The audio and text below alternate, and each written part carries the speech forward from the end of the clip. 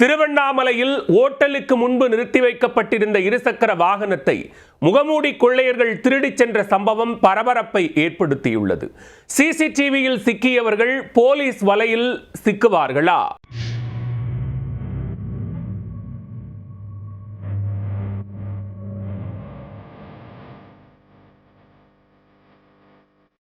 அதிகாலையில் ஆள் நடமாட்டம் இல்லாத நேரத்தில் ஊருக்குள் உலா வந்த திருடர்கள் சத்தமின்றி இருசக்கர வாகனத்தை ஓட்டிச் சென்ற காட்சிதான் இது.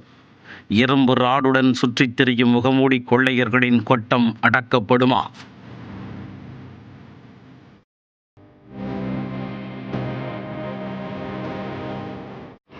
திருவண்ணாமலை மாவட்டம் ஆரணி அருகே சேவூரைச் சேர்ந்த வெங்கடேசன்.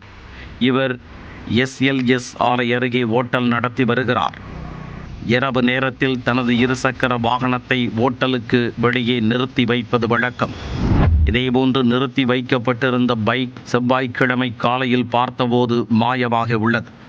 இதையடுத்து கடையில் பொருத்தப்பட்டிருந்த CCTV கேமராவை வெங்கடேஷ் ஆய்வு செய்துள்ளார். அப்போது அதிகாலை 3 மணி அளவில் ஒரே இருசக்கர வாகனத்தில் முகமூடி அணிந்திருந்த 3 பேர் வந்தது தெரிய வந்தது. அதில் இருந்து இறங்கிய ஒருவர் வெங்கடேசனின் பைக் அருகே வந்து சைடு லாக் போடப்பட்டுள்ளதா என்பதை ஆட்டி பார்த்தார். சைடு லாக் போடப்பட்டிருந்ததை உறுதி செய்த அந்த நபர் தாங்கள் தயாராக கொண்டு வந்த இரும்பு ராடை கையில் எடுத்துள்ளார்.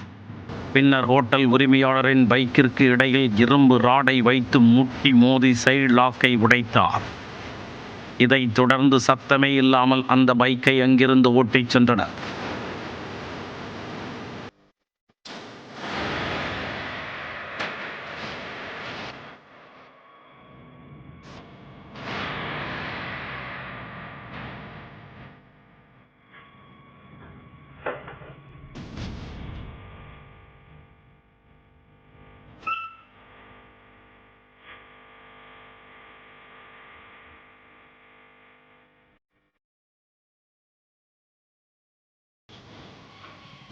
பைக் திருட்டு தொடர்பாக CCTV ஆதாரத்துடன் ஆரணி தாலுகா போலீசில் வெங்கடேசன் புகார் அளித்துள்ளார்.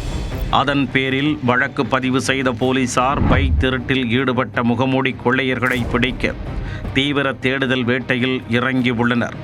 மேலும் இந்த கும்பல் வேறு எந்த பகுதியிலும் கைவரிசை காட்டியுள்ளதா என்ற கோணத்திலும் விசாரணை மேற்கொண்டு வருகின்றனர். ஆரணி பகுதியை மிரட்டி வரும் பைக் திருடர்கள் விரைவில் சிக்குவார்களா?